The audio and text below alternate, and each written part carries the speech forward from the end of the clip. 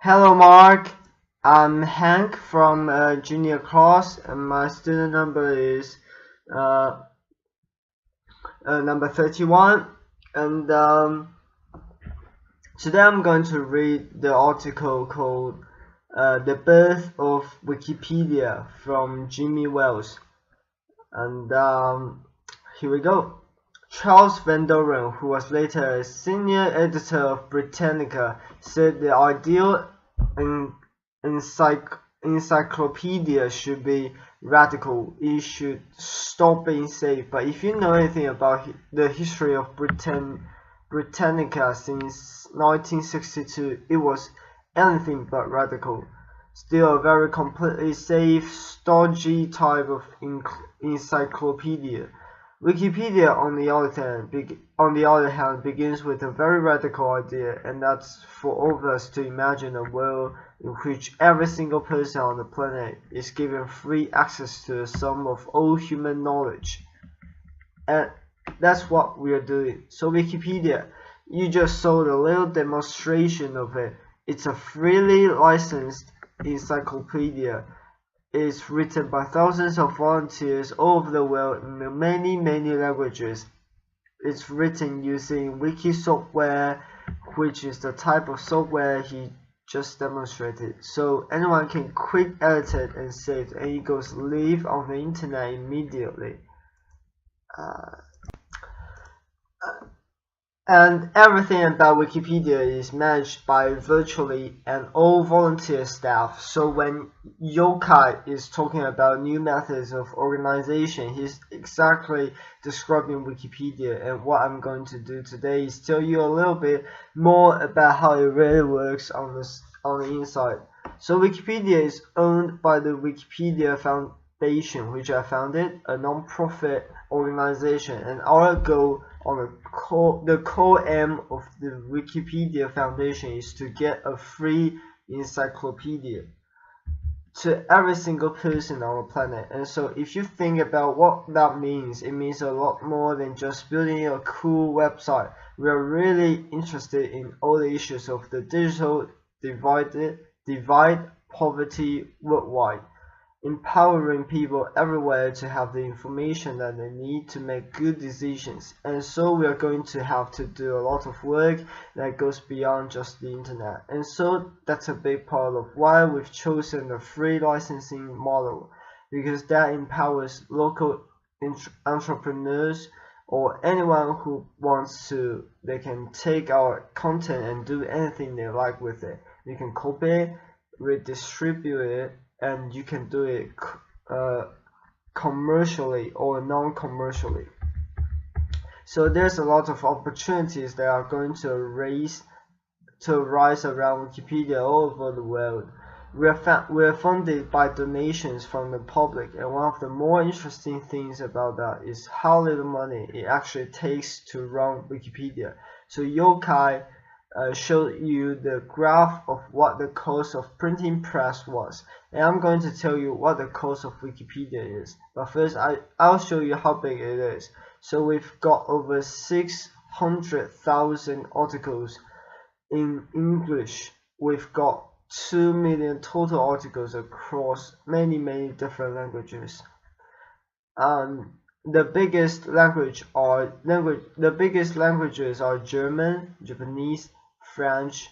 All the Western European languages are quite big, but only around 1/3 of all our traffic to our website clusters to English Wikipedia, which is surprising to a lot of people. A lot of people think in a very English-centric way on the internet, but for us, we are truly global. We are in many languages. How popular we've gotten to be. We are a top 50 website, and we are more popular than the New York Times. So this is where we get to Yokai's discussion.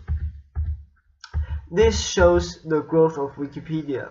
We are the blue line here. We are blue line there, and this is the New York Times over there.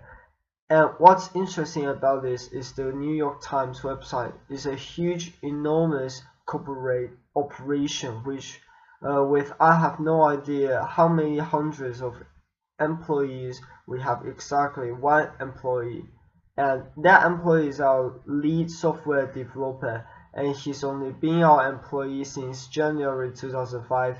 All the other growth before that. So the servers are managed by ragtag band of volunteers. All the editing is done by volunteers. And the way that we are organized is not like any traditional organization you can image. People are always asking, well, who's in charge of this? Or who does that? And the answer is anybody who wants to pitch in. It's a very unusual and chaotic thing. We've got over 90 servers now in 3 locations. These are managed by volunteer system administrators who are online. I can go online any time of the day or night and see 8 to 10 people waiting for me to ask a question or something. Anything about the service. You could never afford to do this in a company. You could never afford to have a standby crew of people 24 hours a day and do what we're doing at Wikipedia. So we are doing around 1.4 billion page views monthly. So it's really going to be a huge thing, and everything is managed by the volunteers. And the total monthly cost for our bandwidth is about $5,000, and that's essentially our main cost. We could actually do with our employee. We hired Brian because he was working part-time for 2 years and full-time like Wikipedia, and we actually hired him so he could get a life and go to a movie sometimes. So the big question when you've got this really chaotic organization is, why isn't it all rubbish? Why is the website as good as it is? First of all, how good is it? Well, it's pretty good. It isn't perfect, but it's much better than you would expect, given our completely chaotic model. So when you saw him make a ridiculous edit to a page about me, you think, oh, this is obviously just going to degenerate into rubbish. But when we've seen quality tests, and there haven't been enough of these yet, I'm really encouraging people to do more. Comparing Wikipedia to traditional things, we win hands down. So a German magazine compared German Wikipedia, which is much smaller than English, to Microsoft Encarta and to Broca's multimedial, and we won across the board. They hired experts to come and look at articles and compare the quality, and we were very pleased with that result. A lot of people have heard about the Wikipedia bush carry controversy. The media has covered it somewhat extensively. It starts out with an article in Red Herring. The reporters called me up, and I have to say they spelled my name right, but they really wanted to say the bush carry election is so contentious. It's tearing apart the Wikipedia community, and so they quote me as saying they are the most contentious in the history of Wikipedia. What I actually say is that they are not contentious at all, so it's a slight misquote. The article was edited quite heavily, and it is true that we did have to log the articles on a couple of occasions. Time magazine recently reported that extreme action sometimes has to be taken, and Wells logged the entries on Carry and Bush for most of 2004. This came after I told the reporter that we had to log it for occasionally, a little bit here and there. So the truth in general is that the kinds of controversies that you would probably think we have within a Wikipedia community are not really controversies at all. Articles on controversial topics are edited a lot, but they don't cause much controversy within the community. And the reason for this is that most people understand the need for neutrality, and the real struggle is not between the right and the left. That's where most people assume, but it's between the party of the thoughtful and the party of the jerks. And no side of political spectrum has the monopoly on either of these qualities. The actual truth about a specific Bush Carey incident is that the Bush Carey articles were less than 1% of the time in 2004, and it wasn't because they were contentious. It was just because there was routine vandalism, which happened sometimes even on stage. Sometimes even reporters have reported to me that they vandalized Wikipedia and was amazed that it was fixed so quickly. And I said, I always say, please don't do that. That's not a good thing. So how do we do this? How do we manage the quality control? How does it work? So there's a few elements, mostly social policies and some elements of the software. So the biggest and the most important thing is our neutral point of view policy. This is something that I set down from the very beginning as a core principle of the community that's completely not debatable. It's a social concept of cooperation, so we don't talk a lot about truth and objectivity. The reason for this is if we say we're only going to write the truth about some topic, that doesn't do us a damn bit of good figuring out what to write. But I don't agree with you about what's the truth, but we have this jargon term of neutrality, which has its own long history within a community, which basically says anytime there's a controversial issue, Wikipedia itself should not take a stand on the issue. We should merely report on what reputable parties have said about it. So this neutrality policy is really important for us because it empowers a community that is very diverse to come together and actually get some work done. So we have very diverse contributors in terms of political, religious, cultural backgrounds. By having this firm neutrality policy, which is non-negotiable from the beginning, which ensure that people can work together and that these entries don't become simply a war back and forth between the left and the right. If you engage in a type of behavior, you'll be asked to leave the community. So real-time peer review. Every single change on the site goes to the recent changes page.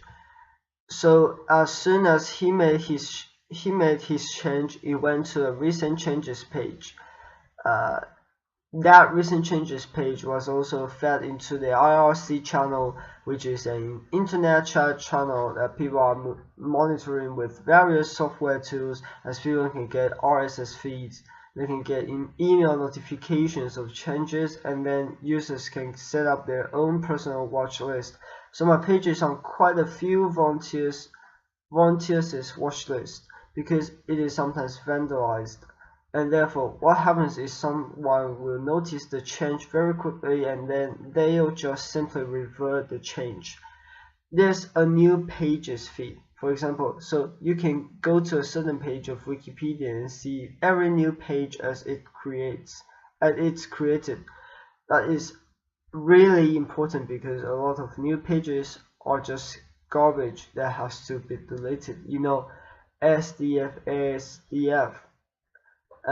But also that's some of the most interesting and fun things. Some of the new articles, people will start an article on some interesting topic. Other people will find that intriguing and jump in and help and make it much better. So we do have edits by anonymous users, which is one of the most controversial and intriguing things about Wikipedia. So Chris was able to do his change. He didn't have to log in or anything. He just went on the website and made a change. But it turns out that only about 18% of all the edits to the website are done by anonymous users. And that's a really important thing to understand. The vast majority of the edits that go on the website are from a very close-knit community of maybe 600 to 1,000 people who are in constant communication, and we have over 40 IRC channels, 40 mailing lists. All these people know each other, they communicate, we have offline meetings. These are the people who are doing the bulk of the site, and they are, in a sense, semi-professionals at what they're doing. The standards we set for ourselves are equal to or higher than professional standards of quality. We don't always meet those standards, but that's what we are striving for. And so that tight community is who really cares for the site, and these are some of the smartest people I've ever met. It's my job to say that, but it's actually true. There are type of people who were drawn to writing an encyclopedia for fun tend to be pretty smart people. The tools and the software, there's lots of tools that allow us, meaning the community, to self-monitor and to monitor all the work. This is an example of a page history on flat Earth, and you can see some changes that were made. What's nice about this page is you can immediately take a look at this and see, okay, I understand now. When somebody goes and looks at, they see that someone an anonymous IP number made an edit to my page. That sounds suspicious. Who is this person? Somebody looks at it, they can immediately see highlighted in red all of the changes that took place to see, okay, well, these words have changed, things like this. So that's one tool that we can use to very quickly monitor the history of page. Another thing that we do within a community is we leave everything very open-ended. Most of the social rules and the methods of work are left completely open-ended in the software. All of that stuff is just on wiki pages, and so there's nothing in the software that enforces the rules. The example I've got here is the votes for deletion page. So I mentioned earlier, people type SDF, it needs to be deleted. Cases like that, the administrators just delete it. There's no reason to have a big argument about it, but you can imagine there's a lot of other areas where the question is this notable enough to go in an encyclopedia? Is the information verifiable? Is it a hoax? Is it true? Is it what? So we need a social method for figuring out the answer to this. And so the method that arises organically within the community is the vote for deletion page. And in the particular examples we have here, it's a film, twisted issues, and the first person says, now this is supposedly a film. It fails the Google test miserably. The Google test is you look in Google and see if it's there, but if something's not even in Google, it probably doesn't exist at all.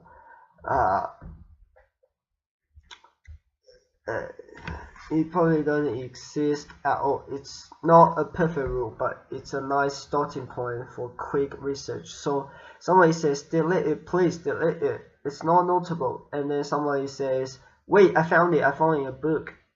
Film Street Video Guide, the 20 underground films you must see. So next person says, clean up. Somebody says, I found it on IMDb, keep. And what's interesting about this is that the software is, like I said, it's a tight, neat community. Down here at the bottom, keep real movie. Rick is a very famous Wikipedian who does an enormous amount of work with vandalism, hoaxes, and votes for deletion. His voice carries a lot of weight within a community because he knows what he's doing. So how is all this governed? People really want to know about administrators, things like that. So Wikipedia governance model, the governance of the community, is a very confusing but workable mix of consensus, meaning we try not to vote on the content of articles, but because The majority view is not necessarily neutral. Some amount of democracy. All of the administrators, these are the people who have the ability to delete pages. That doesn't mean that they have the right to delete pages. They still have to follow all the rules, but they are elected by the community. Sometimes people random trolls on the internet like to accuse me of handpicking the administrators to bias the content of encyclopedia. I always laugh at this because I have no idea how they're elected. Actually, there's a certain amount of aristocracy. You got a hint of that when I mentioned, like Rick K's voice would carry a lot more weight than someone who we don't know. I give this talk sometimes with Angela, who was just re-elected to the board from the community, to the board of the foundation, with more than twice the votes of the person who didn't make it. And I always embarrass her because I say, well, Angela, for example, could get away with doing absolutely anything with Wikipedia because she's so admired and so powerful. But the irony is, of course, that Angela can do this because she's one person who you know would never ever break any rules of Wikipedia. And I also like to say she's the only person who actually knows all the rules of Wikipedia. So, and then there's monarchy, and that's my role on the community. So I was describing this in Berlin once, and the next day in the newspaper the headline said, "I am the Queen of England." And that's not exactly what I say, but the point is my role in the community. Within the few software world, there's been a long-standing tradition of the benevolent dictator model. So if you look at most of the major free software projects, they have one single person in charge who everyone agrees is the benevolent dictator. Well, I don't like the term benevolent dictator, and I don't think that it's my job or my role in the world of ideas to be a dictator of the future of all human knowledge compiled by the world. It just isn't appropriate. But there's a need still for a certain amount of monarchy, a certain amount of sometimes we have to make a decision, and we don't want to bog down too heavily in formal decision-making processes. So as an example of how this can be important, we recently had a situation where a neo-Nazi website discovered Wikipedia and they said, oh well, this is horrible, this Jewish conspiracy of website, and we are going to get certain articles deleted that we don't like. We don't like, and we see that they have a voting process. So we are going to send, we have 40,000 members, and we are going to send them over, and they are all going to vote and get these pages deleted. Well, they managed to get 18 people to show up. That's neo-Nazi math for you. They always think they've got 40,000 members when they've got 18, but they managed to get 18 people to come and vote in a fairly absurd way to delete a perfectly valid article. Of course, the vote ended up being about 85 to 18, so there was no real danger to our democratic processes. On the other hand, people said, but what are we going to do? I mean, this could happen. What if some group gets really seriously organized and comes in and wants to vote? Then I said, well, fuck it, we'll just change the rules. That's my job in the community, to say we won't allow our openness and freedom to undermine the quality of the content.